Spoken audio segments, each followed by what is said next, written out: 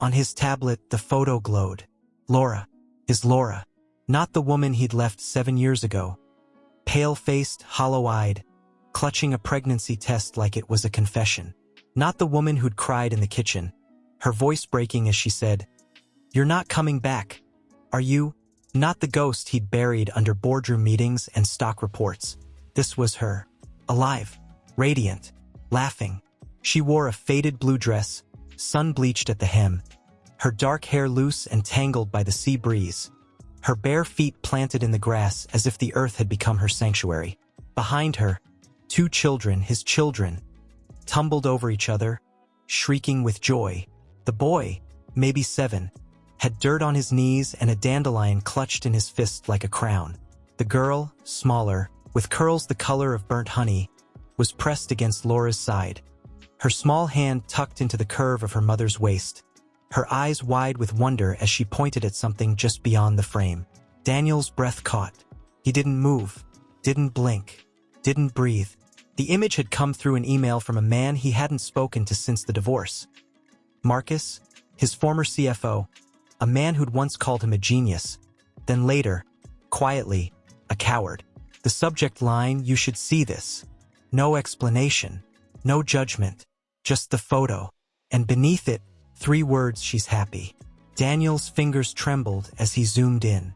There, on the edge of the frame, half hidden behind a tree, was a wooden sign painted in uneven letters, La Casa del March, the House of the Sea. He remembered that name.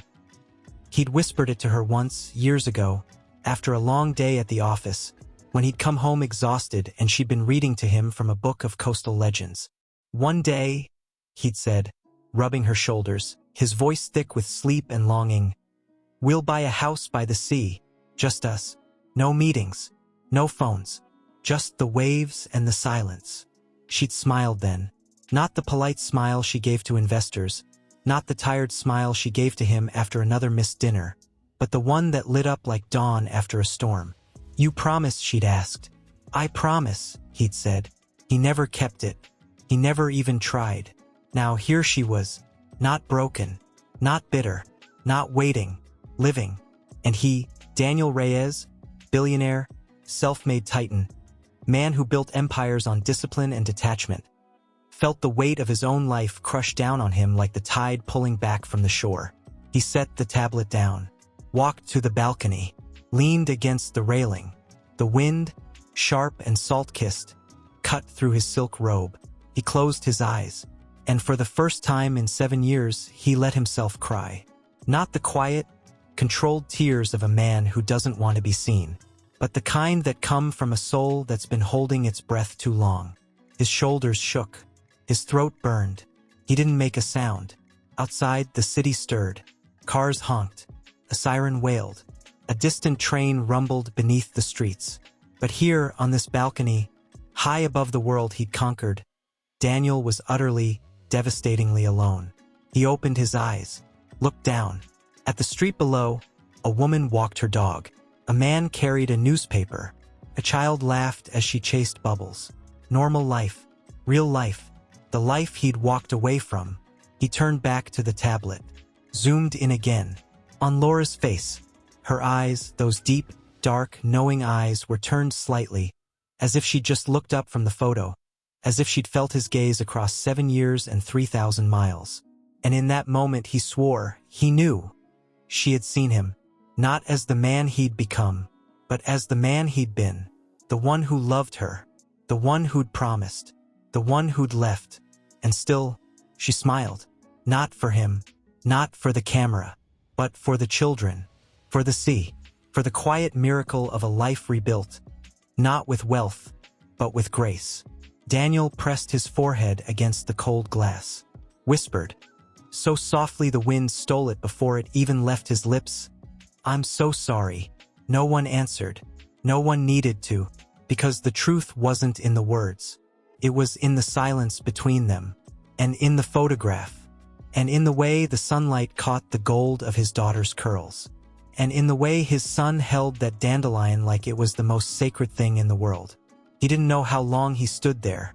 Hours, minutes, time had stopped the moment he saw her. When the sun climbed higher, when the coffee turned cold, when the city woke up and forgot him, he picked up the tablet, turned it off.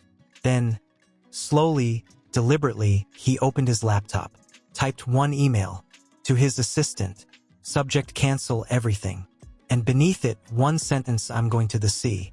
Certo, agora tu como narrador e storyteller desenvolva a historia sem marcacos com o nome de cada topico que for desenvolve. Mi conti sobrio topico tu com dialogo como su fosso espectador. Sempre lembrando de desenvolver com vida moco. Com os sentimentos de forma que a estrutura de narrativa utiliza uma linha temporal linear de modo o espectador sentir o que o personagem está sentindo amigos. Com 6.000 characters when 3 max he left on a Tuesday. Not because he hated her. Not because he was cruel. Not because he'd stopped loving her. He left because he was terrified. Terrified that if he stayed, if he let himself feel the weight of her silence, the ache in her eyes when he came home late again, the way she'd stop mid-sentence just to watch him. Terrified that he would finally admit he wasn't enough. He was Daniel Reyes, the man who turned failing startups into empires, the man who negotiated deals in 3 languages, who slept 4 hours a night, who bought entire floors of skyscrapers like they were parking spots. But in the quiet of their bedroom, when Laura's hand would brush his as they passed in the dark, he felt like a child pretending to be a king. He told himself it was for her. I'm building a future, he'd say, kissing her forehead as she lay curled beneath the blankets, her breath slow with exhaustion. One day you won't have to worry about bills. One day we'll have everything. She never said no. She never said yes. She just nodded. And that nod, so quiet, so tired, was the sound of a heart slowly closing. The night he left, the rain tapped against the windows like fingers knocking, hesitant, unsure. Laura sat on the edge of the bed, wearing the same sweater she'd worn for 3 weeks. Her hair was pulled back, loose strands clinging to her cheeks. She didn't look at him. He stood by the door, suitcase in hand, coat over his arm, keys jangling like a guilty conscience. I'm going to Chicago, he said, just for a few weeks. The merger? I know, she interrupted softly. You've been saying that for 8 months. He swallowed. I'll be back before Christmas. She didn't answer. He stepped closer. Laura, look at me. She did. Not with anger. Not with tears. Just stillness.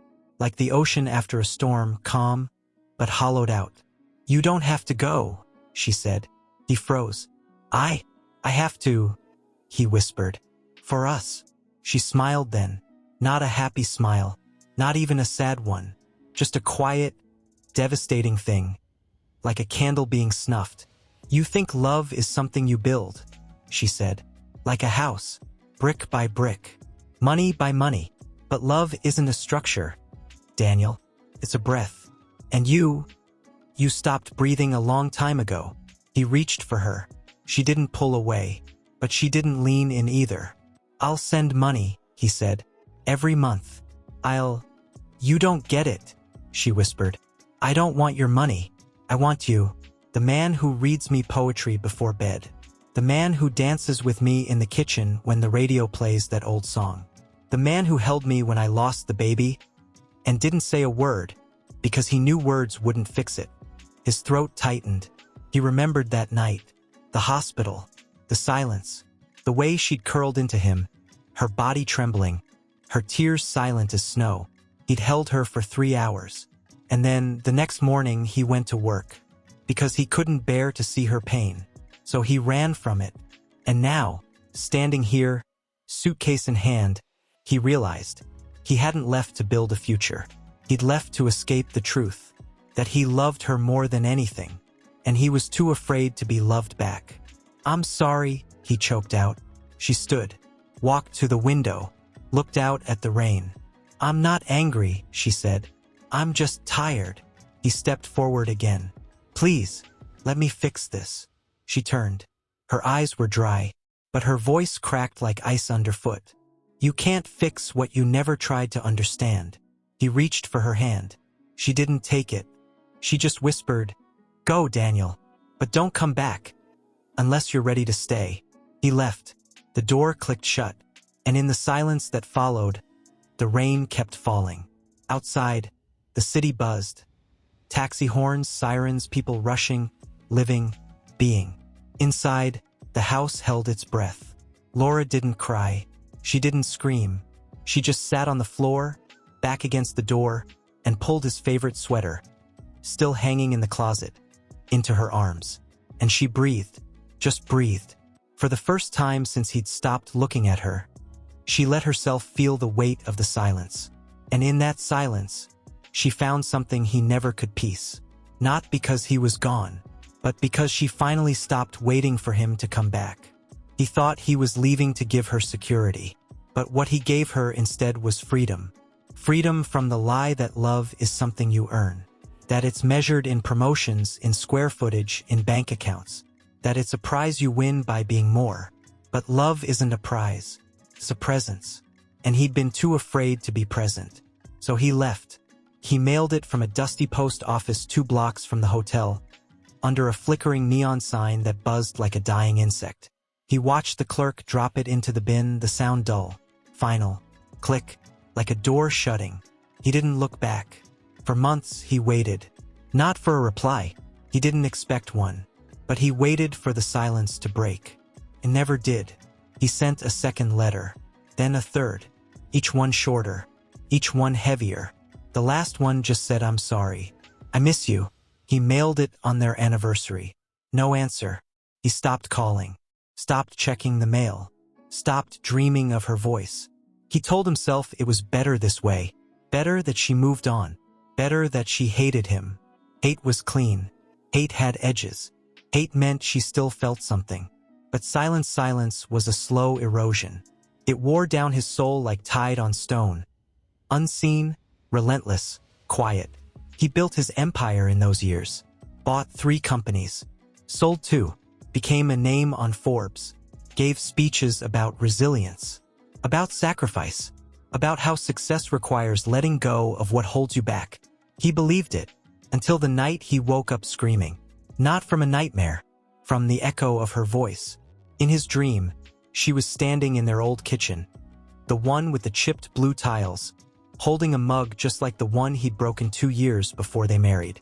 She wasn't crying. She wasn't angry. She was humming. The same lullaby she used to sing when their daughter was born. Dorm, meu bem, que a lua te abraca. And when he reached for her, she turned and smiled. Not at him, at the empty space beside her. Because in the dream, she wasn't alone. There were 2 small hands resting on her hips. 2 small heads, one with dark curls, one with golden strands. His children. He didn't know they existed. Not then. Not until the photo. He didn't know he'd become a father. Not until he saw them. And now, standing in his penthouse, the city humming below him, the weight of 7 years pressed into his ribs like broken bones. He didn't know what to do with the truth. So he did the only thing he knew how to do. He ran. He booked a flight. First class. Private jet. No one asked why. He didn't tell his assistant. Didn't tell his lawyer. Didn't tell his mother. He just packed a single bag. A shirt. A tie. His father's watch. And the letter he'd never sent. He didn't know if she'd even be there. He didn't know if she'd speak to him. He didn't know if the children, his children, would look at him and see a stranger. Or worse, a ghost. The plane touched down at dawn. The air smelled of salt and pine. He rented a car. Didn't use GPS. Just followed the road, narrow, winding, lined with wildflowers and weathered wooden signs pointing to La Casa del March. He didn't know the name, but his heart knew. It had known all along. He pulled over at a gas station just outside town. Bought coffee. Stood outside, watching the sunrise paint the ocean in streaks of rose and gold. An old woman in a wide-brimmed hat shuffled past, carrying a basket of seashells. She paused, looked at him, not with curiosity, with recognition. "You're him," she said. He didn't answer. She didn't wait for one. "She doesn't talk about you," the woman said. "But the children, they ask. Every night, before bed. Mama, will Papa come back?" Daniel's throat closed. He swallowed hard. What do you tell them? She smiled, gentle, sad, wise. I tell them, she whispered, that some people leave because they're afraid to stay, and some people stay because they learned how to love without needing to be loved back. She turned to leave, then stopped, looked over her shoulder. Be careful what you're looking for, son. He didn't ask why. He already knew. He wasn't looking for forgiveness. He wasn't looking for reconciliation. He was looking for the man he used to be, and he was terrified that he'd find him, and that he'd hate what he saw. He drove the last mile in silence. The house came into view just as the sun climbed over the dunes. White wood, blue shutters, a porch swaying gently in the breeze. A garden bloomed wild and untamed, and on the swing a woman sat, one child asleep in her lap, the other curled against her side, clutching a stuffed seahorse. She didn't look up, didn't move, but Daniel knew. She felt him. She always had. He stepped out of the car, closed the door. The click echoed.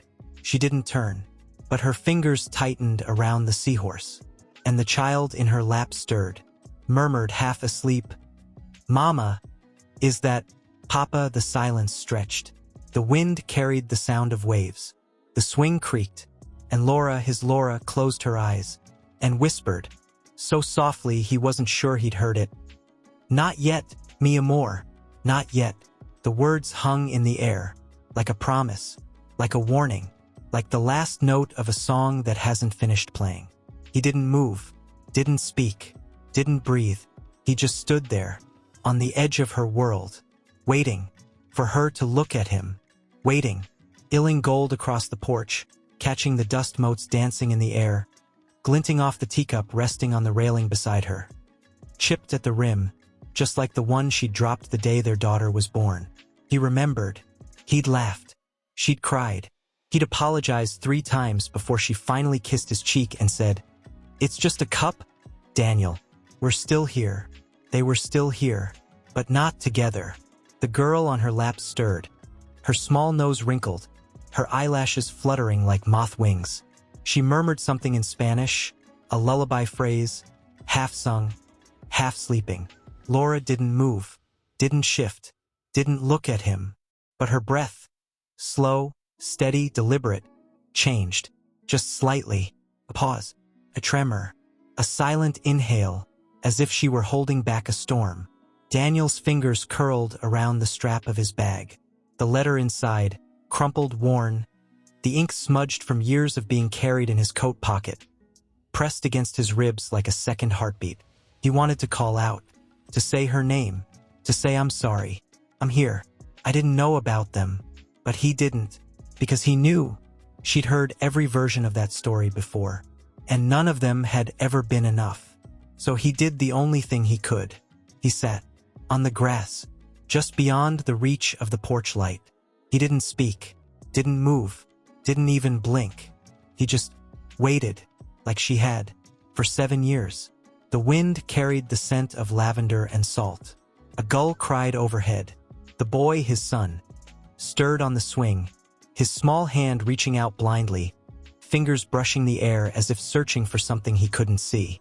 "Mama," he whispered, voice thick with sleep. "Is it time?" Laura didn't answer right away. She tilted her head, listening, to the waves, to the wind, to the silence between them. Then softly, "Not yet, Mateo." The boy sighed, curled tighter. Daniel's chest cracked. He remembered that name, Mateo, Matthew, the name he'd suggested years ago over lukewarm wine when they'd been talking about children they'd never had.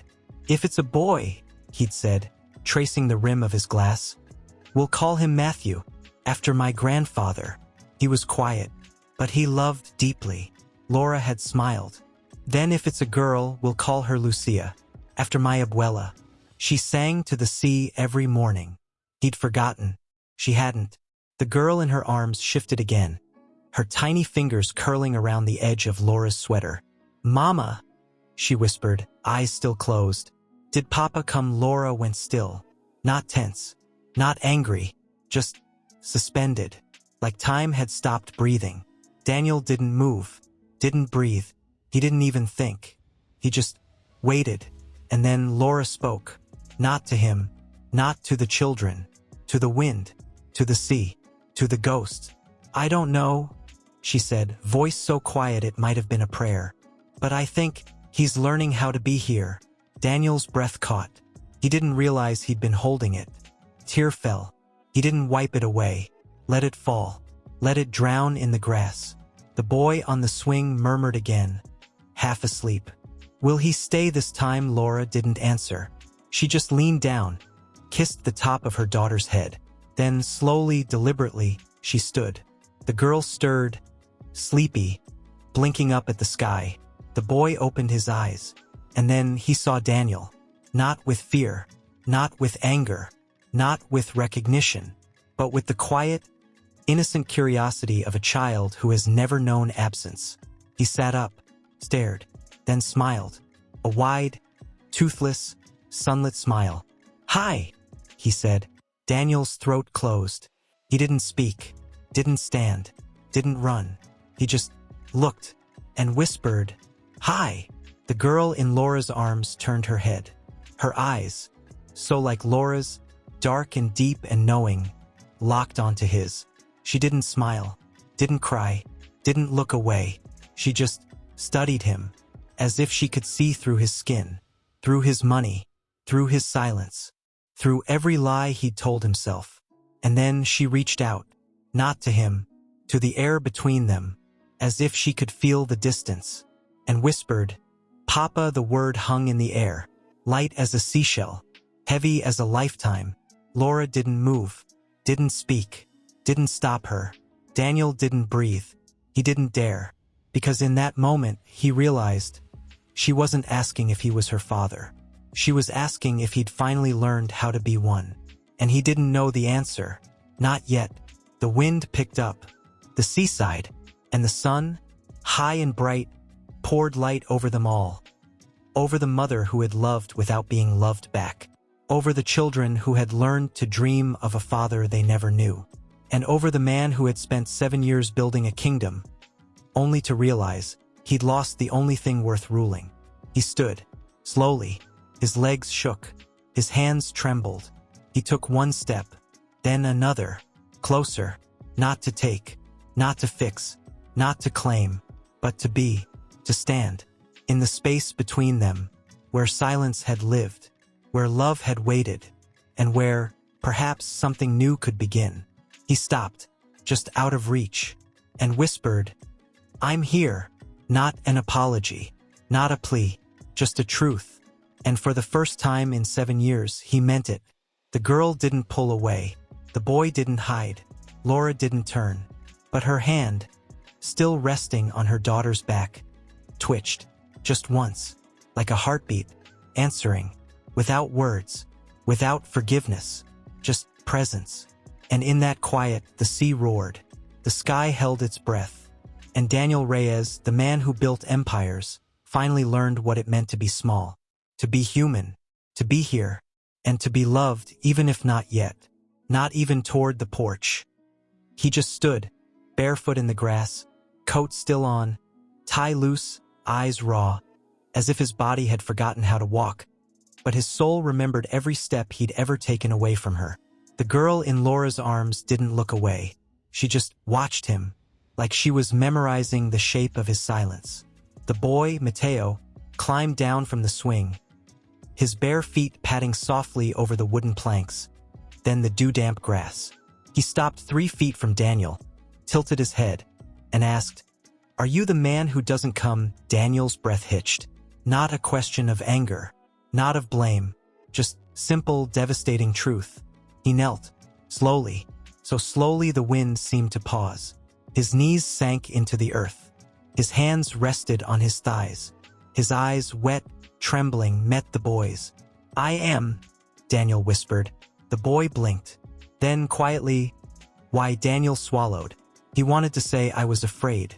He wanted to say, "I thought I had to be strong." He wanted to say, "I didn't know how to stay." But the words felt like stones in his mouth. So he didn't speak. He just reached into his coat pocket and pulled out the letter, the one he'd carried for 7 years, the one he'd never sent, The one with the smudged ink and the trembling handwriting. He held it out, not to give, not to beg, just to show. Matteo stared at it, then at him, then at the letter again, and then he reached out, not for the paper, but for Daniel's hand. Small fingers curled around his thumb. Warm, alive, real. Daniel's breath broke. A sob rose, raw, ragged, and he let it. No shame, no control, just tears, falling, on the grass, on his shirt, on the boy's tiny hand. Matteo didn't pull away. He just held on, and whispered, "You're crying." Daniel nodded. "I am. Do you miss us?" Daniel closed his eyes. "Yes." Even when you didn't know we existed, Daniel opened them again. Looked into those eyes. So like Laura's, but brighter, clearer, like the sea after rain. "Yes," he said. Even then. Matteo studied him. Then softly, "Okay." He let go, turned, walked back to Laura, and climbed into her arms again. She didn't look at Daniel, but her fingers tightened around her son, and her voice, when she spoke, was softer than the tide. "He doesn't need your words." Daniel looked up. "Then what does he need?" She looked down at her son, then at her daughter, then finally at him. "He needs you to be here." Daniel's chest cracked open. "Just here, yes. Not to fix it. No, not to take us away. No, not to make it better," she smiled. Not a happy smile, not a sad one, just real. "The world didn't break when you left," she said. "It just changed. We didn't need better. We needed you." He didn't know what to say, so he didn't say anything. He just stayed, on his knees, in the grass, in the sun, watching, as the girl, Lucia, finally opened her eyes, fully, for the first time, and looked at him, not with fear, not with curiosity, but with something deeper, something older, something that had been waiting. She didn't speak, didn't smile, didn't cry. She just looked, and Daniel felt it, like a hand on his heart, a voice inside him, quiet as a prayer. "You were never gone. You were just not here." She lifted her hand, not toward him, but toward the sky, and pointed, at a single seashell half buried in the dirt near his knee. A spiral, pale pink, worn smooth by the sea.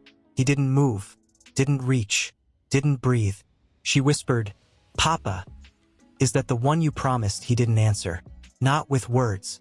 He reached down, slowly, gently, picked it up. The shell was cool, light, perfect. He held it in his palm. Then slowly he walked, not toward her, not toward the house, but to the edge of the garden, where the sand met the grass. And he knelt again, and placed the shell in the earth, just slightly buried, so it wouldn't be lost, so it wouldn't be forgotten, so it could grow, like a seed. Then he stood, turned, walked back, and stood, just outside the circle of sunlight where she sat. He didn't speak, didn't touch, didn't ask. He just looked at her, and whispered, "I'm here." She didn't answer, but the wind lifted the hem of her dress, and the seaside, and Lucia, his daughter, lifted her small hand, and reached, not for him, not for the shell, but for the space between them, as if she could feel the distance, as if she could measure the years. And then she whispered, "Will you come back tomorrow?" Daniel's breath caught. He didn't know. He didn't know if he could. He didn't know if he deserved to, but he looked at her eyes, at the quiet courage in them, at the way she held her brother's hand, at the way Laura's shoulders, so straight, so weary, still carried them. And he knew. He didn't need to promise. He didn't need to fix. He just needed to show up. So he nodded, just once, and said, "Yes." Lucia smiled. Not wide, not loud, just a quiet, sunlit thing, like dawn breaking over water. And then she closed her eyes and whispered, "Good." The silence returned, but it wasn't empty anymore. It was full, full of unsaid prayers, of unspoken grief, of unclaimed love. And Daniel Reyes, stood there. No suit, no empire, no name, just a man. with a shell in his pocket, and a promise in his heart. And for the first time in 7 years, he didn't run. He stayed, and waited, for tomorrow, and the next day, and the next. Because love, real love, doesn't need grand gestures. It just needs presence. And he was finally learning how to give it. The sun dipped lower, the shadows stretched, and Laura, still holding her children, looked at him, not with forgiveness, not with anger, just recognition, like she'd always known. That one day, he stood where he'd last spoken. Still in his coat, still barefoot, the shell still warm in his pocket, pressed against his thigh like a secret only his skin remembered. Laura didn't look at him. She didn't need to. The children were asleep. Mateo's head rested against her shoulder, his breath slow and even. One small hand curled around the seahorse. Lucia lay across her lap, her fingers still slightly outstretched, as if she'd been reaching for something, and now, finally, had found it. The house behind them glowed softly, light spilling from the kitchen window, the scent of garlic and rosemary drifting into the dusk. Daniel didn't go inside. He didn't knock. He didn't ask. He just waited, as if his presence alone were enough, as if his silence were a language she'd learned to understand. A screen door creaked. He didn't turn, but he knew. It was her. He felt her before he saw her. The quiet shift in the air, the way the wind stilled, the way the crickets paused. She stood on the porch barefoot, her dress catching the last of the light, her hair loose and tangled like seaweed after a storm. She carried 2 mugs, steam curled upward, one for him, one for herself. She didn't offer it. She didn't walk toward him. She just stood and waited. Daniel didn't move, didn't speak, didn't breathe. For a long moment, neither of them did. Then, she set the mug down on the lowest step, just outside the threshold, not on the porch, not on the grass, on the line, the place where her world ended, and his began. She turned, walked back inside, closed the door, softly, no slam, no anger, no finality, just closure, and then silence. Daniel looked at the mug, white ceramic, chipped on the rim, the same one, the one she'd dropped the day their daughter was born, the one he'd laughed at, the one she'd said, "It's just a cup, Daniel. We're still here." He walked to it, slowly, like stepping into water too cold to bear. He picked it up. It was warm, still steaming. He lifted it to his lips, sipped. Not coffee, tea, chamomile, with honey, just the way she made it when he came home late, when he was tired, when he needed to be held. He didn't cry, not then. He just stood there, holding the mug, feeling the heat, feeling the weight, feeling the years. He looked back at the house. The light was still on in the kitchen. Through the window he saw her, just for a second, standing by the sink, washing a plate, her back to the glass, her shoulders so small, so tired, so strong. She didn't look out, didn't know he was watching, didn't need to, because she knew. She'd always known. He set the mug down, on the step, next to the other one. He didn't drink it. He didn't take it. He just left it, like an offering, like a prayer, like a door left open. He turned, walked back to the grass. Saturday, back against the trunk of the old oak tree, the same one he'd carved his initials into years ago with a pocket knife he'd stolen from his father. He hadn't thought of it in years, but now he looked up, and there they were, still there. DR plus LM faded, worn, almost gone, but not erased. He traced the letters with his finger. The wood was rough, the carving shallow, like their love, like his promises, like his silence. He closed his eyes and whispered, "I'm sorry, not for leaving, not for the years, not for the money, not for the silence, but for the one thing he'd never said. I didn't know how to love you without losing myself." The wind stirred. A leaf fell, landed on his knee. He picked it up, turned it over. The veins were delicate, like the lines on Laura's hands, like the way she used to trace his palm when he was falling asleep. He tucked it into his coat. Then he lay back, on the grass, stared at the stars. One by one, they blinked awake, like eyes, like voices, like memories. He didn't sleep. He couldn't. Not yet. Because every time he closed his eyes, he saw her. Not as she was, but as she'd become.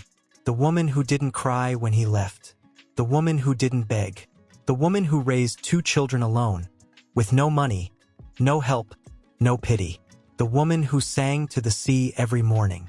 The woman who taught her daughter to find beauty in broken shells. The woman who still made chamomile tea with honey, and who, tonight, had left it on the step. Not for him to take, but for him to see, to know, that she hadn't forgotten, that she hadn't forgiven, but she hadn't stopped loving. Not him, not their children, not the life they'd almost had. A breeze brushed his cheek, cool, soft, like her fingers. He whispered again, "I'm here," and this time he meant it, not as a promise, not as a plea, but as a truth. He didn't know what tomorrow would bring. He didn't know if she'd let him inside. He didn't know if the children would ever call him Papa. He didn't know if he'd ever deserve to be here. But he knew this, he wouldn't leave again. Not because he was brave, not because he was changed, but because he'd finally seen what he'd lost. And he realized he'd been running from the wrong thing. He hadn't been running from her. He'd been running from the man he'd become. And now he was done running. He closed his eyes, let the night wrap around him. Let the sea sing, let the stars watch. And for the first time in 7 years, he didn't dream of empires. He dreamed of tea, of seashells, of a child's hand reaching for his, and of a woman who never stopped believing that love, real love, doesn't need to be perfect. It just needs to be present. And he was finally learning how to be. The moon rose, silver, quiet, watching, and somewhere inside the house, a single light flickered, then went out. But the door remained unlocked. And Daniel, still on the grass, smiled, just once, and whispered, "Thank you." Not to her, not to God, not to the sea, but to the silence, because it had kept her safe. He slept, fitfully, curled beneath the oak, coat pulled tight, the chamomile tea mug still beside him, now cold. He dreamed, not of boardrooms, not of stock charts, not of applause. He dreamed of her voice, not the one from 7 years ago, the one that cracked when she said, "You're not coming back, are you?" No, this was the voice from this morning, the one that whispered, "He doesn't need your words." And then, "We needed you." He woke with a gasp, not from fear, from recognition. The sky was still dark, but the stars had shifted. The moon hung low, silver and heavy, casting long fingers of light across the garden. And there on the step was the mug, still there, still untouched. But now beside it was another, smaller, child-sized, a ceramic cup, painted with a single seahorse. And beside that, a note, folded twice, taped with a piece of blue tape, the kind children use for school projects. Daniel sat up slowly. His body ached. His soul ached more. He didn't reach for it. Not yet. He just stared. At the cup. At the note. At the quiet courage of it. He stood. Walked barefoot to the step. Picked up the cup. It was warm. Not from the tea. From her hands. From her touch. He lifted it. Saw the tiny, uneven letters written inside the rim, in pencil. "For Papa. I made it for you. It's warm." His breath stopped. He turned the cup over. On the bottom, a drawing. A stick figure, with curly hair, a dress, a man beside her, taller, with a tie, and between them a heart, not perfect, not symmetrical, but there, and beneath it a single word. Papa. He didn't cry, not then. He just held it, held the cup, held the drawing, held the question, and whispered, "I'm here." The wind stirred, a single leaf fluttered down, landed. On the note, he lifted it, unfolded it. Her handwriting, not hers, her daughter's, small, shaky, full of pauses. "Papa, I saw you cry last night. Mama says you didn't know we existed. But I remember you, in my dreams. You're the man who smells like coffee and rain. You read me the story of the starfish. You said if you pick one up, it grows back. I picked up one yesterday. It didn't grow back. But I didn't cry, because I know now, some things don't come back. But you can still hold them. So I'm holding you, with this cup. It's warm, like your voice used to be. Will you drink it tomorrow? Lucia Daniel's hands shook. He pressed the paper to his chest, like a child clutching a prayer. He looked up, at the house. The kitchen light was on, just a sliver. Through the blinds, he could see her silhouette, standing, just inside, watching, not approaching, not hiding, just there. He didn't call out, didn't knock, didn't beg. He walked back to the oak tree, Saturday, held the cup, and drank, slowly. The tea was sweet, too sweet, just like the way she used to make it, when she knew he was tired, when she knew he needed to be held. He didn't finish it, he just held it, until the steam was gone, until the warmth faded, until his fingers were cold, and then he placed the cup gently on the step, next to the other one, the one she'd left for him, the one he hadn't touched. He didn't take it, he didn't leave it, he just let them sit, together, like two hearts, one broken, one mended, one waiting, one learning.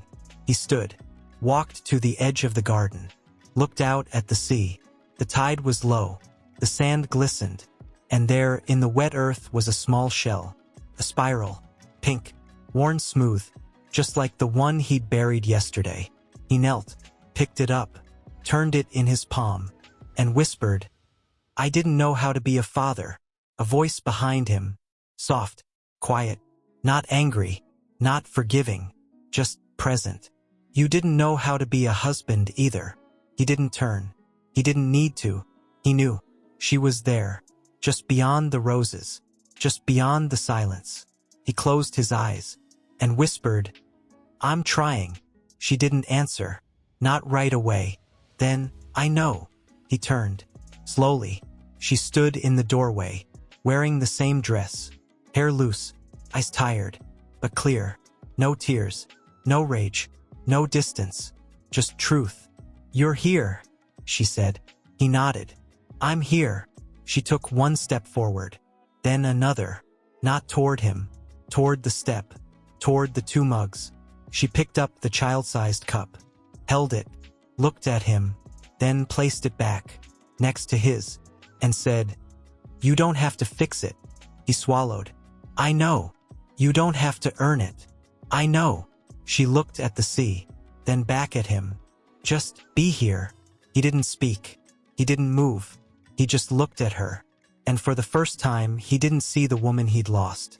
He saw the woman she'd become. Strong, quiet, whole. Not because of him, not despite him, but in spite of him. And that was the most beautiful thing he'd ever seen. She turned to go, then stopped, didn't look back, just whispered, "Lucia asked me last night if you'd still be here tomorrow." He didn't answer. He didn't need to. She knew. She always had. She walked inside, closed the door, softly, just like before. But this time he didn't wait. He didn't sit. He didn't stare at the stars. He walked to the gate, to the road, to the world beyond. And he didn't look back. Not yet, because he knew he didn't have to prove anything. He didn't have to say anything. He just had to show up. Tomorrow, and the next day, and the next. And slowly, maybe the silence between them would learn how to speak. Not in words, but in presence. In tea, in cups, in shells, in drawings, in a child's quiet hope, and in a father finally learning how to stay.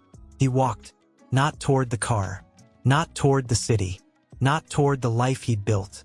He walked toward the edge of the sea, and sat on the sand, just like he used to, before the money, before the power, before he forgot what love felt like.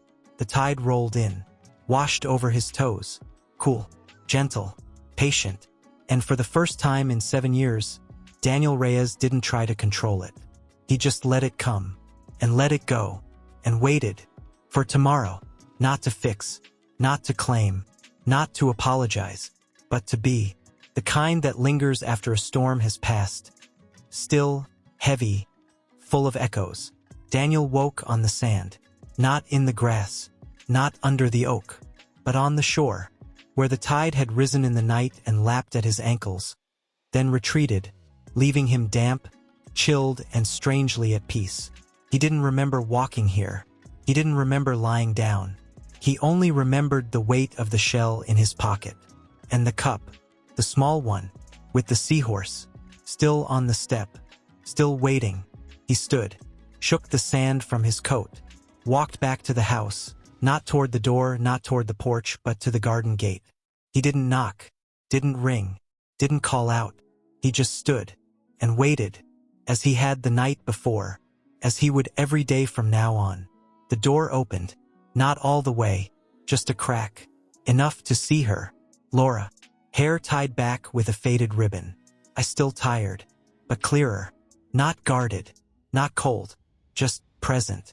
She didn't speak, didn't smile, didn't frown. She just looked at him, and he looked back. And in that silence, 1,000 things passed between them. The years, the grief, the guilt, the hope, the quiet, stubborn love that never died. Then she stepped out, just one step, onto the porch, and said, "You slept outside." Not a question, a statement, like she'd known all along. He nodded. I didn't want to come inside. Why? He looked at the ground, at the dew on the grass, at the shell he'd buried yesterday, now half exposed by the tide. Because I didn't know if I belonged. She didn't answer right away. She walked to the railing, leaned against it, looked out at the sea. Then, "Do you know why I never locked the door?" He looked up. "No, because I didn't want to shut you out." He swallowed. "I left. I know. I didn't come back. I know. I didn't even know they existed." She turned then, looked at him, not with anger, not with pity, but with the quiet sorrow of someone who's carried a truth too long to speak. "I knew you didn't know." Her voice was soft, but it cut deeper than any shout ever could. "I knew you were afraid." He closed his eyes. "I was." Of what? He opened them, looked at her, really looked, at the lines around her eyes, at the way her hands trembled when she held the teacup, at the way she still wore the ring he'd given her, on a chain around her neck. "I was afraid," he whispered, "that if I stayed, I'd fail again." She didn't move, didn't blink, just waited. For what? For them. Her breath hitched, just once. Then, "You think I didn't fear that too?" He frowned. "What? I feared that if I let you back in, I'd let them get hurt again." He stared. You let me go, because you were afraid." "I let you go," she said, "because I loved you enough to let you find your way back, even if it took 7 years. He felt it then, the truth, not as a blow, but as a breath, a long, aching, healing breath. He took a step forward, then another, until he stood just below the porch, close enough to see the flecks of gold in her eyes, close enough to smell the lavender on her skin, close enough to feel the space between them, no longer a chasm, just a bridge, waiting. She didn't reach for him, didn't offer, didn't forgive. She just said, "They asked for you this morning." His throat closed. "Who?" "Lucia." He didn't move, didn't breathe. "She came to the kitchen while I was making tea." He waited. She didn't say anything. She paused. Then, "She just sat at the table." "With the cup?" "Yes." "And she held it." Laura's voice broke, just slightly, like she was holding your hand. Daniel's knees trembled. He didn't sit, didn't cry, didn't speak. He just stood there and waited for the rest. Laura looked at him, and for the first time her eyes filled, not with tears, with memory. She whispered. She said, "Papa, is he here yet?" Daniel's breath left him. He didn't answer. He couldn't, because he didn't know. He didn't know if he was ready. He didn't know if he deserved it. He didn't know if he'd ever be enough. So he just whispered, "I'm here." Laura nodded, slowly. Then she turned, walked back inside. and closed the door, not with a click, not with a slam, but with the quietest sigh, like a door that had been waiting, for years, to be opened. Daniel didn't move. He stood, on the edge of the porch, in the morning light, and then he heard it, from inside, a small voice, soft, trembling, like a bird learning to sing. "Mama, can I go outside?" A pause. Then, "Not yet, mi amor." Another pause. Then, "But can I look?" Daniel didn't turn, didn't speak, didn't breathe. He just stood, and waited, and then the curtain moved, just slightly, at the kitchen window, and he saw her, Lucia, small, in her pajamas, hair tangled, eyes wide, and she was looking, not at the door, not at the gate, not even at him. She was looking at the space between the roses, at the place where he stood, and she smiled, not wide, not loud, just a whisper of a smile, the kind that says, "I knew you'd come." And then she turned, walked away, back to the table, back to the cup, back to the quiet, and Daniel Reyes, fell to his knees, on the dirt, not in prayer, not in shame, but in awe, because he had spent 7 years building monuments, and she had spent 7 years building a heart, and now she was letting him in, not with words, not with forgiveness, but with a child's quiet hope, and a cup of tea, and a door that never locked. He didn't move, didn't speak, didn't try to fix it. He just sat, on the ground, and waited, for tomorrow, for the next step, for the next breath, for the next whisper, because he finally understood, love doesn't ask for grand gestures. It asks for presence. And he was finally learning how to be here, not as a man who had everything, but as a man who had nothing, and was learning to be enough, with just that, just now, just this, just here. The wind stirred, a single petal fell, landed on his palm. He closed his fingers, held it, and whispered, "I'm here." And for the first time he meant it, not as a promise, but as a prayer. And somewhere inside, the little girl with the seahorse cup smiled, and the house was quiet. No music, no laughter, no clatter of spoons, just the slow creak of the swing in the breeze. And then the door opened, not all the way, just enough, a sliver, and a small hand reached out, not for him, not for the door, for the cup, the one with the seahorse, the one she'd left on the step. She didn't speak. She didn't look at him. She just took it, held it, turned it slowly in her fingers. Then she walked to the edge of the porch, to the very edge, where the wood met the grass, and she knelt, not to sit, not to play, but to place the cup gently on the ground, just beside the shell he'd buried, the pink spiral, half buried, half remembered. She stared at it. For a long time, Daniel didn't move, didn't breathe, didn't think. He just watched. Her small fingers traced the rim of the cup. Then, she whispered, "Papa didn't drink it." Not a question, a fact. He didn't answer. He didn't need to. She knew. She always knew. She looked up then, not at the house, not at the sea, at him. Her eyes, dark, wide, unblinking, held his, and for the first time she didn't look away. "You're still here," she said. It wasn't a compliment. It wasn't a plea. It was a truth, and it broke him. He swallowed. "I am." She looked back at the cup, then at the shell, then back at him. "Mama says you didn't know we existed." He nodded. "I didn't." She paused. Then, "Do you know what I think?" He didn't answer. He didn't dare. "I think," she whispered, "that maybe you didn't know how to be here." He closed his eyes, because she'd named it. The thing he'd buried under boardrooms and bank statements and silence. The thing he'd told himself was strength. It wasn't. It was fear. He opened his eyes, looked at her. "I didn't." She didn't smile, didn't cry, didn't reach for him. She just leaned forward and pressed her small palm flat against the side of the cup, like she was pressing her heart into it. Then, she whispered, "I want you to drink it." He didn't move, didn't speak, didn't breathe. "I want you to drink it," she said again. "Because I made it for you." He felt it then. The weight, the truth, the unbearable, beautiful weight of a child's love. Not because he was rich, not because he was powerful, not because he was her father, but because he was here, and she had chosen to believe in that. He stood, slowly. His legs shook. His chest ached. He walked to her, not to take the cup, not to hug her, not to fix anything.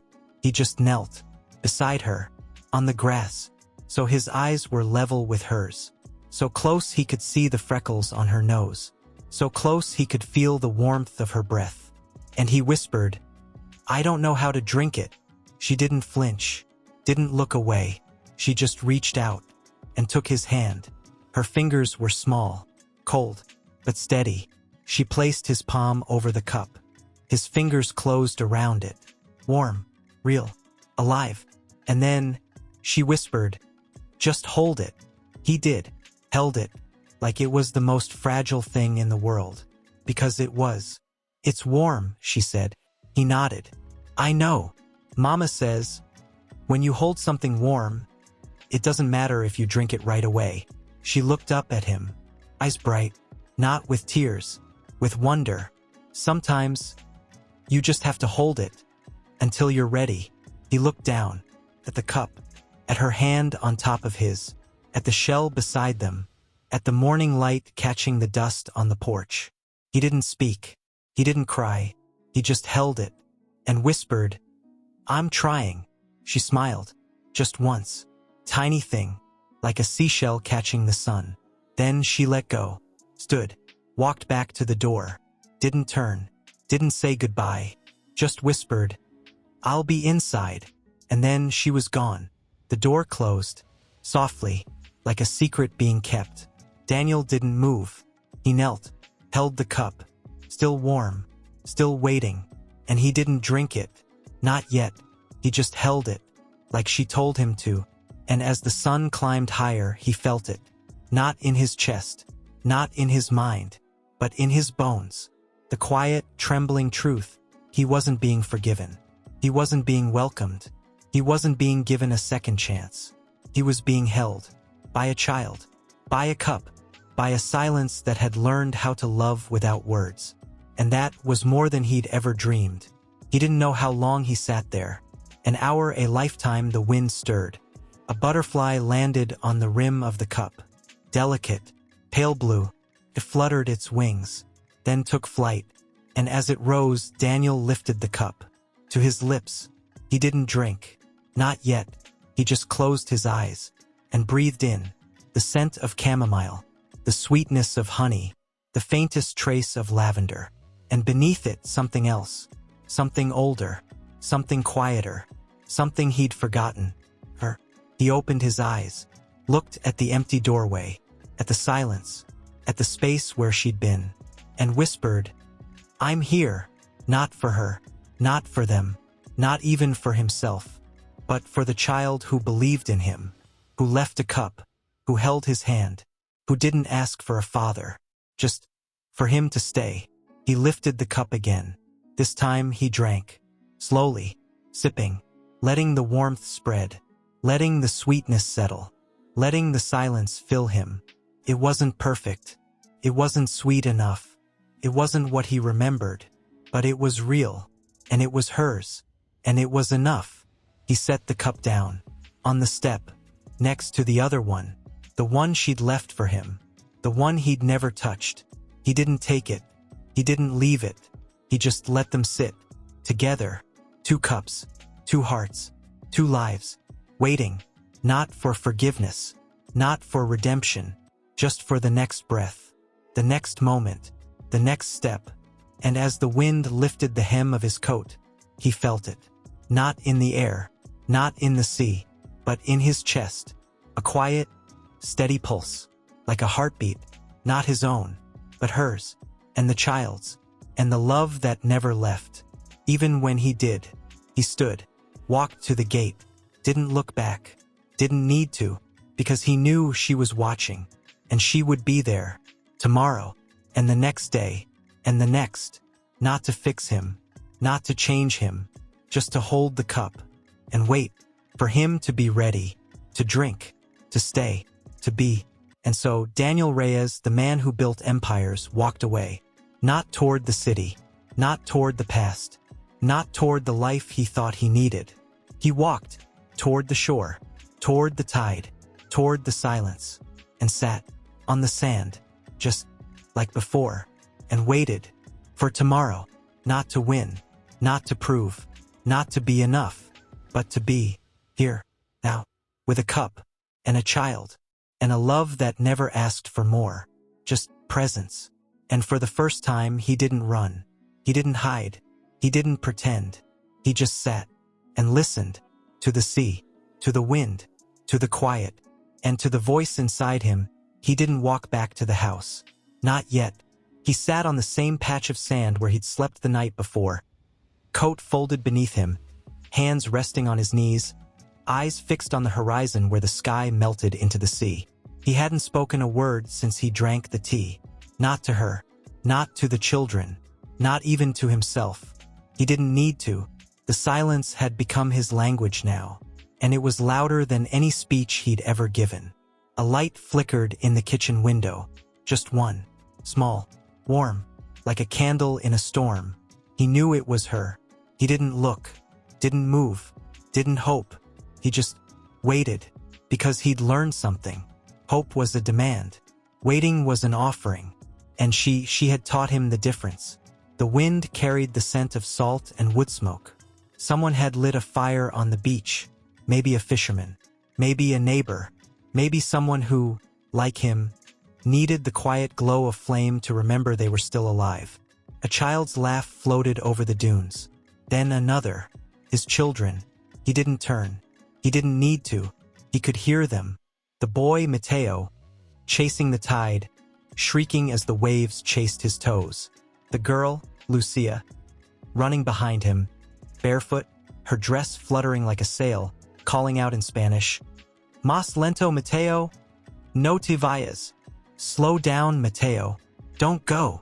And then a pause, a breath, and her voice, smaller now, softer, "Papa, está aquí." "Papa, is he here?" Daniel's chest tightened. He didn't answer. He didn't move. He just closed his eyes and let the words wash over him, like the tide, like her tears, like the years. He heard Mateo stop. He heard the boy turn. He heard the silence stretch. Then a quiet voice, not from the beach, from inside, from the house, from her. "No, mi amor. No está aquí. Pero está cerca. No, my love. He's not here, but he's close." Daniel's breath caught. He didn't cry. He didn't speak. He just sat and listened, because he knew she wasn't lying. She wasn't comforting. She was telling the truth. He wasn't there. Not yet. Not in the way they needed. But he was close. And that was enough. For now. The children's voices faded. The laughter turned to whispers. The fire on the beach dimmed. And the light in the window stayed. Just one. Just steady. Just waiting. Daniel stood. Slowly. Brushed the sand from his coat. Walked not toward the house. Not toward the door. But toward the garden. Toward the place where the roses tangled like unspoken words. He stopped. Just beyond the fence. And looked up. At the window. At the silhouette.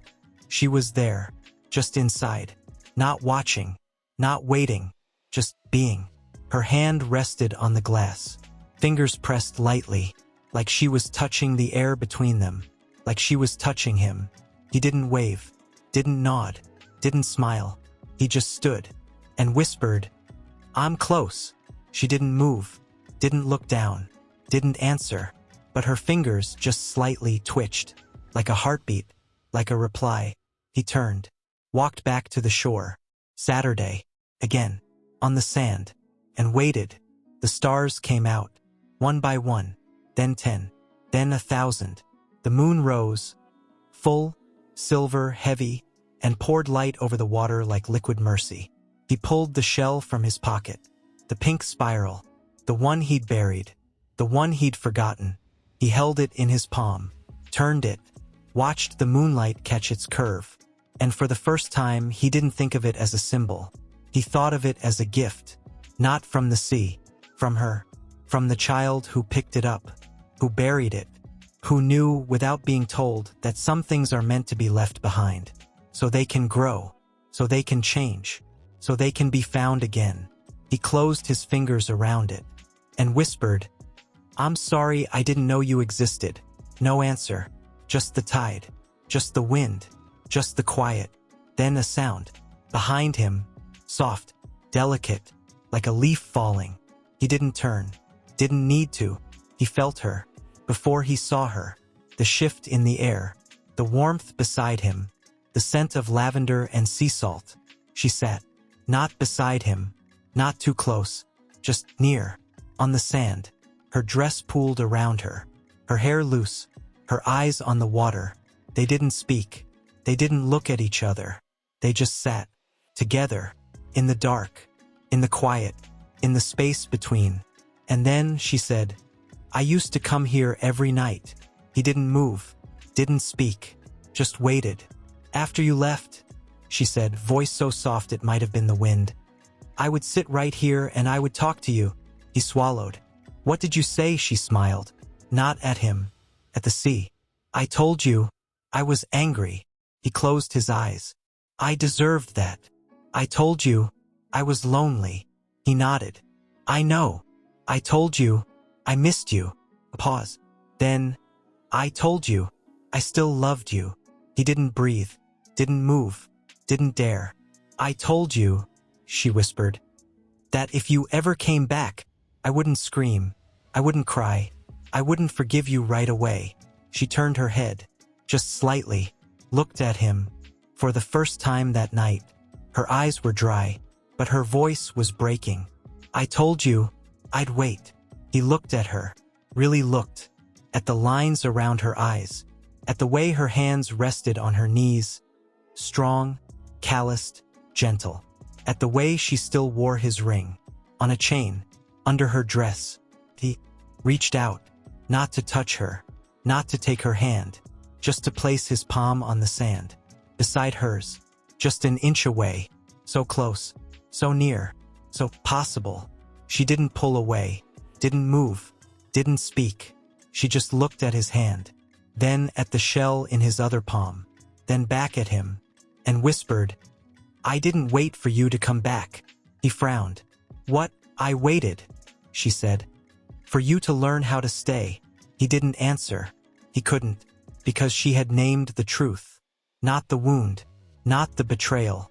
Not the years. But the thing he'd been running from. He wasn't afraid of her. He was afraid of being seen. Afraid of being known. Afraid of being loved, not for what he had, but for who he was. And she had waited. Not for his return, but for his becoming. He looked down. At his hand. Beside hers. Just an inch apart. And whispered, "I'm learning." She didn't say anything. Just leaned her head back. Looked at the stars. And whispered, "I know." And for the first time, he didn't feel alone. He didn't feel broken. He didn't feel like a failure. He felt held. Not by her. Not by the children. But by the quiet. By the sea. By the truth. That love doesn't always come with a hug. Sometimes it comes with a shell. A cup. A silence. And a woman who sat beside you in the dark. And didn't ask you to fix it. Just to be. And so he stayed. Just like that. Hand on the sand. Eyes on the stars. Heart open. And for the first time in 7 years, Daniel Reyes didn't try to fix anything. He just stayed. And let the tide take what it needed. And leave what it wouldn't. And as the moon rose higher, he felt something inside him. Just there. Like a question. Like a prayer. Like a heartbeat waiting to be answered. Laura didn't speak. She just sat. Eyes on the horizon. The sea breathed against the shore. Slow. Steady. Eternal. And then a sound. Soft. Fragile. Like a leaf brushing glass. He turned. Not toward her. Toward the house. The kitchen window was still lit. But now a small shape stood there. Lucia. In her nightgown. Hair loose. Feet bare. Her arms wrapped around herself. Not cold. Not afraid, just watching. Watching them. Watching the space between his hand and hers. Watching the silence. Daniel didn't move, didn't breathe, didn't look away. He just let her see him. Let her see the man who had left. The man who had returned. The man who still didn't know how to stay. She didn't wave, didn't call, didn't run. She just stood and waited, as if she'd been waiting her whole life. For this moment. For him to be real. Not a story. Not a memory. Not a ghost. Just a man. Sitting on the sand. With her mother. And no words. Then, she lifted her hand. Not toward him. Not toward the sea. Toward the window. And pressed her palm flat against the glass. Just like her mother had. Just like she had. And whispered, "Papa, you're still here." Not a question. A truth. A declaration. And then she turned. Walked away. Back into the house. The light flickered. Then went out. Just like that. No goodbye. No smile. No tears. Just gone. Daniel didn't speak. Didn't move. Didn't blink. He just sat. And let the silence settle. Like dust after a storm. Then Laura spoke. Not to him. Not to the night. To the sea. "I used to think," she said, voice barely above the tide, "that if I waited long enough, you'd come back and fix everything." She paused. Let the waves answer. Then, "But you didn't come back to fix us." He swallowed. "No, you came back to stay." He didn't answer. He didn't need to. She turned her head. Looked at him. For the first time really looked. Not as the man who left. Not as the man who failed. But as the man who was here. Now. And she whispered, "You didn't fix us." He looked at her. "No, you didn't apologize. No, you didn't promise anything." "No," she smiled. Not a happy smile. Not a sad one. Just true. "You just sat here." He nodded. "With you. And you didn't try to take anything." No, she looked back at the sea. And for the first time in 7 years, her voice broke. Not with anger. Not with grief. With wonder. "I didn't know you could love someone without needing to own them." He closed his eyes. Because she had named the thing he'd spent his life running from. He had loved her. But he had loved his idea of her. His version. His future. His success. His image. He hadn't loved her. Not the woman who cried in silence. Not the woman who sang to the sea. Not the woman who raised 2 children alone with nothing but a heart too big for her ribs. He hadn't loved the woman who forgave him, without ever saying the word. And now he was learning. Not how to be a husband. Not how to be a father. But how to be present. How to love without claiming. How to stay without demanding. How to sit beside someone in the dark. And not try to light the whole world. He reached out. Slowly. Carefully. And placed his hand palm down on the sand. Closer. Now just a breath away. Her fingers trembled. Not from fear. From recognition. She didn't move. Didn't pull away. Didn't take his hand. But her pinky just slightly twitched. Toward his. Just an inch. A whisper. A yes. He didn't move. Didn't speak. Didn't breathe. He just let her decide. Let her choose. Let her heal. And then she shifted. Just a fraction. Her pinky. Pressed. Gently. Against his. Not holding. Not gripping. Just touching. Like 2 roots beneath the earth. Finding each other. After a long drought. He closed his eyes. And let the contact linger. No words. No promises. No apologies. Just skin. Just warmth. Just presence. And in that moment the wind stilled. The tide paused. The stars held their breath. And for the first time since he'd left, Daniel Reyes didn't feel like a man who had lost everything. He felt like a man who had finally found something. Not a second chance. Not redemption. Not forgiveness. But connection. Quiet. Unspoken. Unbroken. And real. He didn't look at her. Didn't need to. He knew. She was there. And she was staying. Just like him. They sat. Like that. For a long time. Long after the moon climbed high. Long after the crickets stopped singing. Long after the last light from the house vanished. They sat. Two souls. Not fixed. Not healed. Not whole. But together. In the dark. On the sand. With fingers barely touching. And neither of them moved. Because they didn't need to. They didn't need to fix what was broken. They didn't need to name what was lost. They didn't need to explain why they were still here. They just were.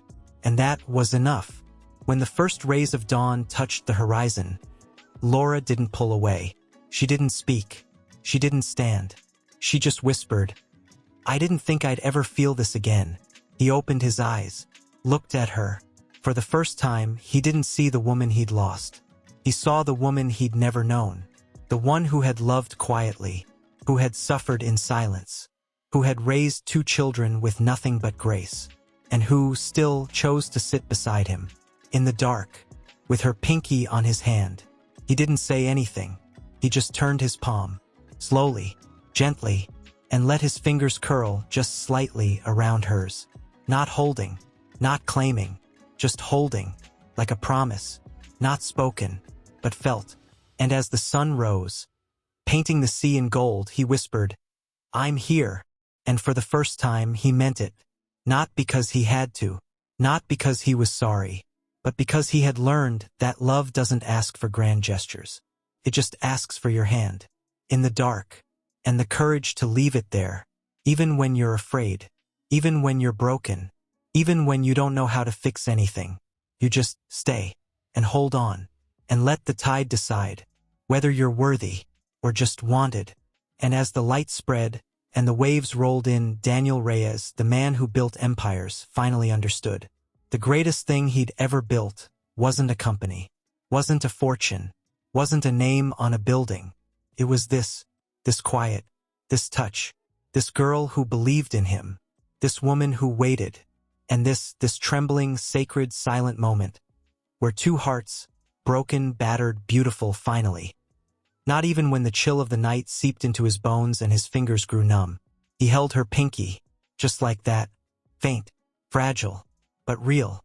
Laura didn't speak. She didn't shift. She didn't close her eyes. She just sat and let the sun find them, together, on the sand, like two lost things that had finally stopped running. And then a sound, not from the sea, not from the wind, from the house. The screen door creaked. Again. Daniel didn't turn. He didn't need to. He knew. It was him, Mateo, his son, barefoot, in pajamas too big, hair sticking up in every direction, eyes wide, not with fear, not with anger, with curiosity, like a child who'd just seen a miracle and didn't know if he should believe it. He stood at the edge of the garden, just beyond the roses, watching them, watching their hands, watching the silence between them. Daniel didn't move, didn't speak, didn't smile, didn't try to fix it. He just held on and waited. Mateo took one step, then another, closer, not to them, to the sand, to the space between them. He stopped, just outside the circle of light, and whispered, "Mama." "Is that Papa?" Laura didn't answer right away. She didn't look at him, didn't look at Daniel, just kept her eyes on the horizon, and said, "Yes, mi amor." Mateo didn't move. He just stared. At Daniel, at his coat, at his shoes, at his hands, at the way his father's fingers curled around his mother's, like a thread, so thin, so fragile, so there. Then he took another step, closer, and whispered, "Why is he holding her hand?" Daniel's breath caught. He didn't answer, didn't look away, didn't flinch. He just held on, and waited. Laura turned her head, looked at her son, not with pity, not with explanation, just truth. "Because," she said, voice soft as the tide, "he's learning how to love." Mateo blinked. Then, "Like how you love the seahorse," she smiled, just slightly. "Yes." Mateo looked at the cup, still on the step, the one with the seahorse painted on it, the one Lucia had left. Then he looked at Daniel, then back at his mother, and said, "But he didn't even know we existed." Laura didn't look away. She didn't defend him, didn't justify him, didn't excuse him. She just nodded. Yes. Mateo looked at Daniel again, longer this time, as if he could see through his skin, through his money, through his silence, through every year he missed. And then he whispered, "Why are you still here?" Daniel didn't speak, didn't move, didn't try to explain. He just looked at the boy, at his eyes, so much like Laura's, so much like his own. And he whispered, "Because I'm learning how to stay." Mateo didn't smile, didn't cry, didn't run. He just stood, and for the first time he looked tired. Not from walking, not from sleep, from waiting, from hoping, from wondering if his father would ever come back. And now he had, and he didn't say anything, didn't fix anything, didn't promise anything. He just sat and held his mother's hand. Mateo took a step forward, then another, until he stood right beside them, not touching, not speaking, just there, like a third heartbeat. Then he reached down and picked up a small shell, white, smooth, perfect.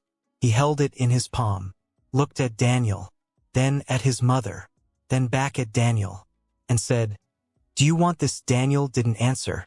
He didn't reach for it, didn't say yes, didn't say no. He just looked at the shell, at the boy's hand, at the way his fingers trembled, not from fear, from hope. And then he whispered, "I don't know how to take it." Mateo didn't move, just held the shell, and waited. Silence stretched. The wind stirred, the tide rolled in, and then Mateo knelt, on the sand, right beside them, and placed the shell gently between Daniel's hand and his mother's. Not on Daniel's palm, not on hers, between them, just resting, like a bridge, like a gift, like a question. He looked up, at his father, at his mother, and whispered, "Now you have to hold it together." Daniel closed his eyes. He didn't cry. He didn't speak. He just let his fingers shift, just slightly, and curled around the shell, and around her hand, and around the space between them, where the shell lay, where the silence lived, where the love, slowly, painfully, beautifully, was being rebuilt. Not with words, not with apologies, not with money, not with grand gestures, but with a child's quiet hand, with a shell, with a touch, with a breath. And then Mateo leaned forward, just a little, and rested his head against his mother's shoulder. His eyes stayed open, still watching, still waiting, still wondering. But now he didn't look at Daniel with suspicion. He looked at him with something new, something fragile, something tender, something Daniel hadn't seen since he was a boy himself.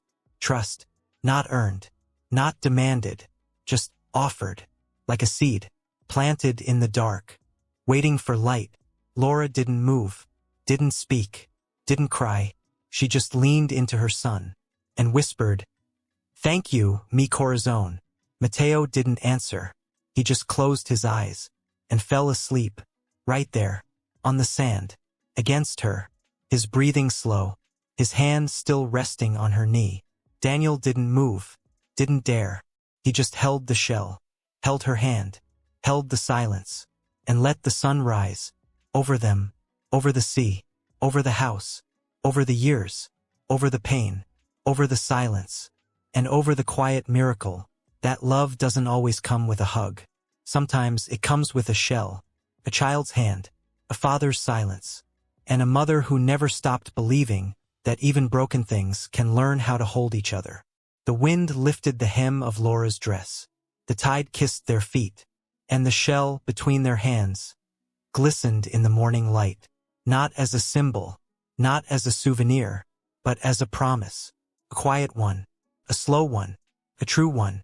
And Daniel Reyes closed his eyes and whispered, "I'm here, not to fix, not to claim, not to be forgiven, but to be, just like this, holding, waiting, learning." And for the first time, he didn't feel like a man who had lost everything. He felt like a man who, at last, had found something worth keeping, and he didn't let go. Daniel didn't move, didn't shift, didn't breathe too loud. He held the shell, held her hand, held the silence, and let the morning do its quiet work. The tide rolled in again, gentle, insistent, lapping at their feet, then retreating, leaving behind wet trails that shimmered like forgotten prayers. Laura didn't stir. She didn't wake her son, didn't lift him, didn't carry him inside.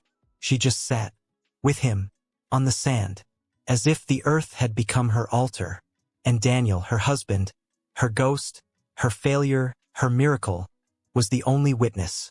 Then a sound, not from the sea, not from the wind, from the house.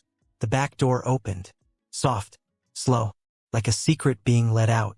Lucia stood there, in her nightgown, hair in two messy braids, eyes wide, not with fear, not with wonder, with recognition. She saw her brother asleep. She saw her mother holding the man who had left. She saw the shell, between their hands, and she didn't run, didn't scream, didn't hide.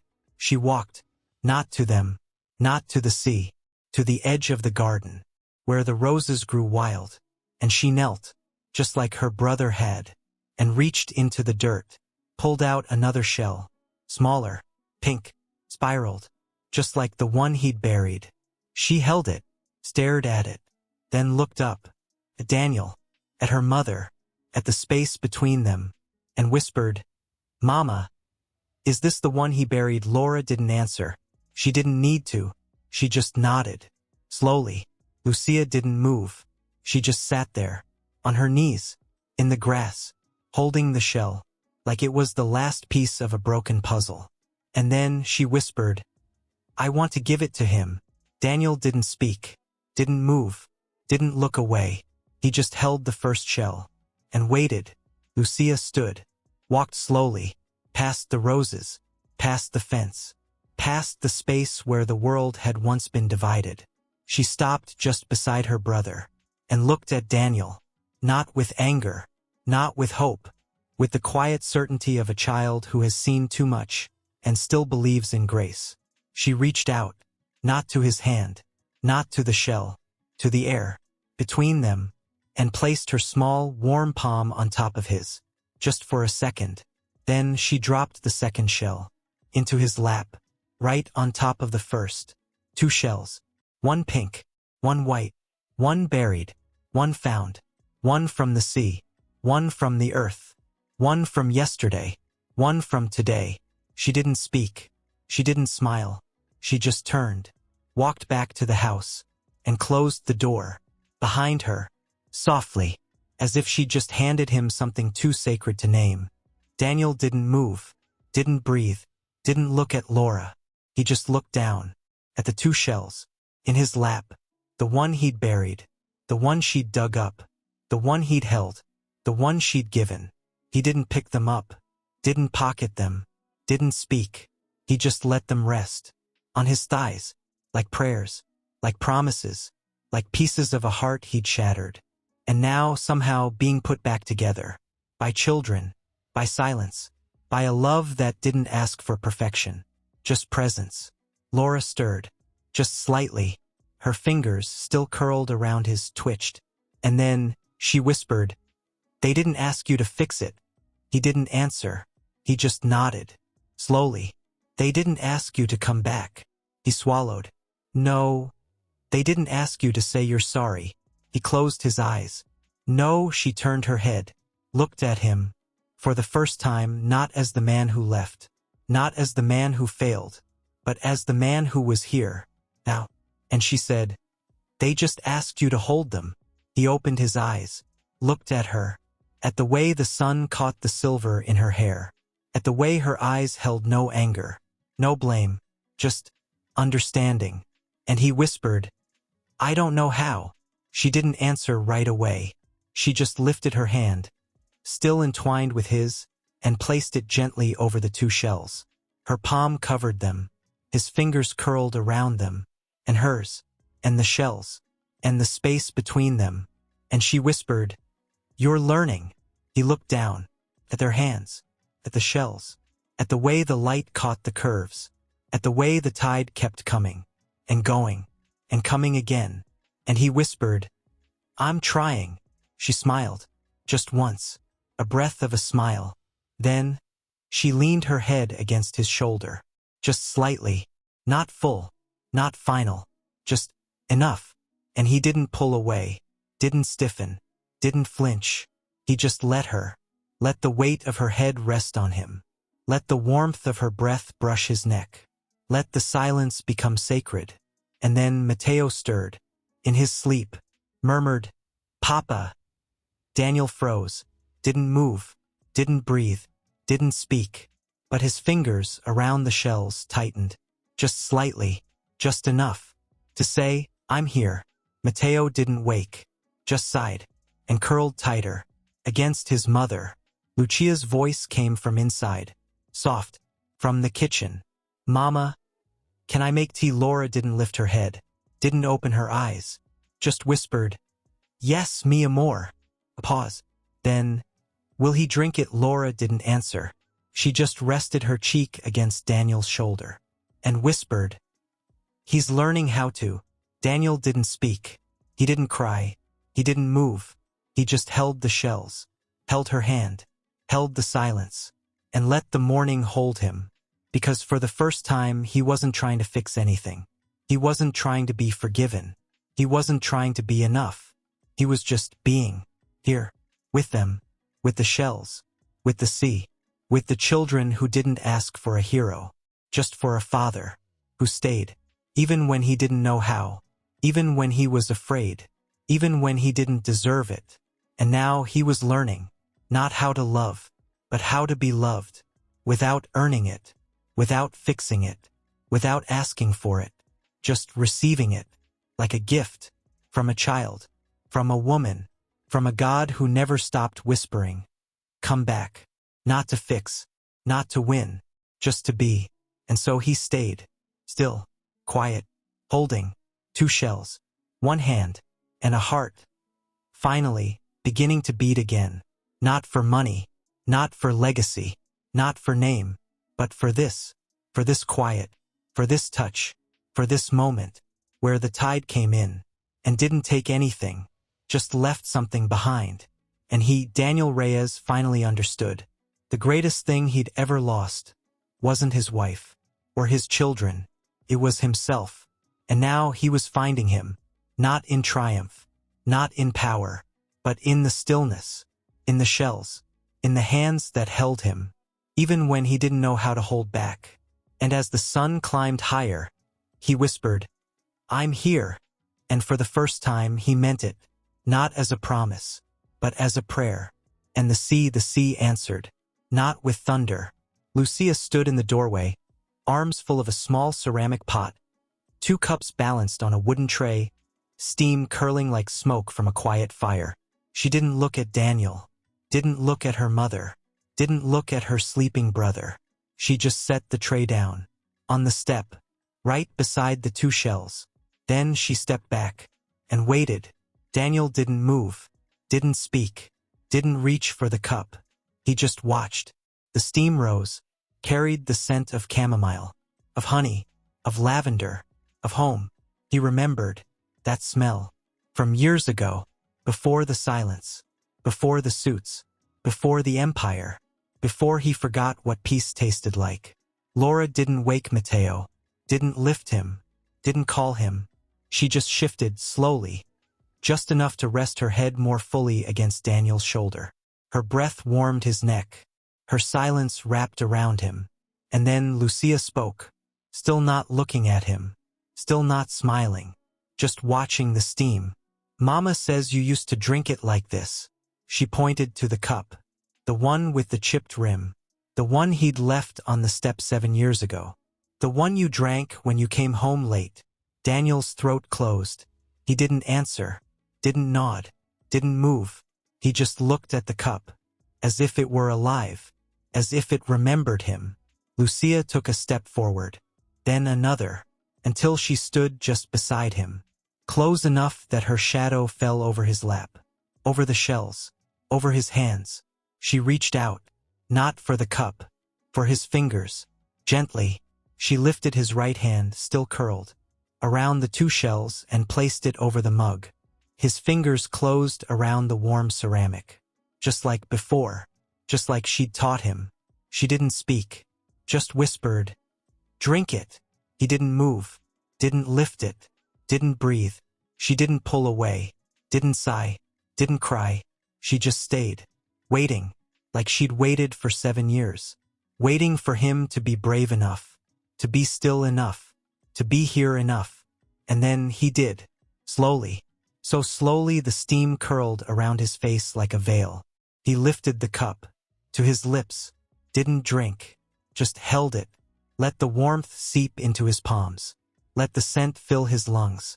Let the memory rise, not of money, not of meetings, not of power, but of her, of laughter in the kitchen, of her humming while she stirred the tea, of him falling asleep on the couch, her blanket tucked over him, her hand resting on his chest.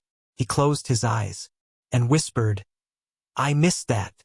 Lucia didn't say anything. She just reached out and pressed her small hand over his, on the cup, just like her mother had, just like her brother had, just like the shells had, and whispered, "I know." He opened his eyes, looked at her, really looked, at the freckles on her nose, at the way her eyelashes trembled, at the way her eyes held the same quiet strength as her mother's. And he whispered, "I didn't know how to be the man you remembered." She didn't flinch, didn't look away. She just nodded, once, slowly, and said, "You don't have to be him." He blinked. "What? You don't have to be the man I remember." She looked down, at the cup, at the shells, at their hands, then back at him. "You just have to be the man who's here." He didn't move, didn't breathe, didn't think. He just held the cup and let her words sink in, like tea into clay, slow, deep, unstoppable. "I'm not him," he whispered. "No," she said. "Are you better?" He didn't answer. He didn't know. He just looked at her. And then she smiled. Not wide, not bright, just a flicker, like the first sunbeam after a long storm. And she said, "You're real." He didn't know what to say, so he didn't say anything. He just lifted the cup, again, and this time he drank. Not fast, not out of hunger, not out of habit, but slowly, sipping, letting the warmth spread, letting the sweetness settle, letting the silence hold him. And as the tea touched his tongue, he didn't taste honey, didn't taste chamomile. He tasted her, the way she used to kiss his forehead when he was tired, the way she used to sing to the sea, the way she used to wait. He set the cup down, on the step, beside the others, and then he reached for her hand, not to hold it, not to take it, just to rest his palm over hers, on the step, just above the shells, and whispered, "I'm sorry, I didn't know how to be real." She didn't pull away, didn't cry, didn't smile. She just turned her hand, just slightly, and let her fingers curl around his, just once, just enough, to say, "I see you." And then she turned, walked back to the house, didn't look back, didn't say goodbye, just whispered, "Tea's still warm," and closed the door. Daniel didn't move. He sat, on the step, with the shells, with the cups, with the silence, and the memory of her hand in his. And then a sound, behind him, soft, familiar, the creak of the swing. He turned. Mateo was awake, sitting up, rubbing his eyes, looking at the cups, at the shells, at Daniel, at his mother's hand still resting on his father's. And then he said, "Are you staying?" Daniel didn't answer right away.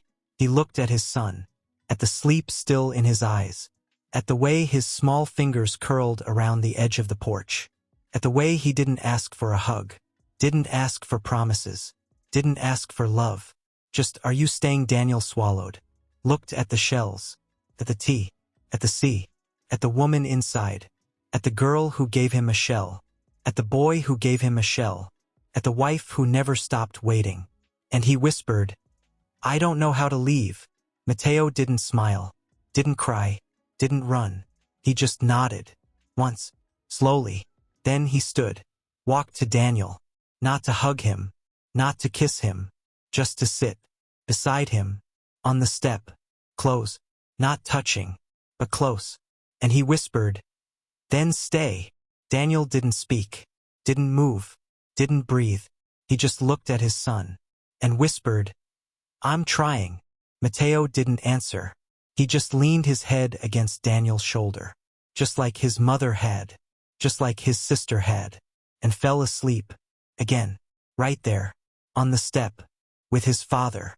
And Daniel didn't move, didn't shift, didn't dare. He just sat, with his son, with the shells, with the tea, with the silence, and the truth that he didn't need to fix anything. He didn't need to be perfect. He didn't need to earn forgiveness. He just needed to be here, and that was enough. The wind stirred, the tide rolled in, the sun climbed higher, and Daniel Reyes, the man who built empires, sat on a wooden step, with his children sleeping beside him, with his wife inside, with 2 shells in his lap. And for the first time in 7 years, he didn't feel like a man who had lost everything. He felt like a man who, finally, ate not without waking them. Not without breaking the quiet that had become sacred.